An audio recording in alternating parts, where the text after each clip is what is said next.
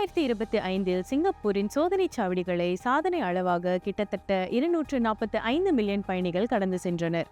இந்த எண்ணிக்கை அதற்கு முந்தைய ஆண்டில் பதிவான 230 மில்லியனையும், கோவிட்-19 கிருமி பரவலுக்கு முன்னர் 2019 ஆண்டில் பதிவான 217.3 மில்லியனையும் விட அதிகம். 4 பயணிகளில் 3 நில சோதனைச் சாவடிகள் வழி சிங்கப்பூருக்குள் நுழைந்ததாக குடிநுழைவு சோதனைச் சாவடி ஆணையம் கூறியது.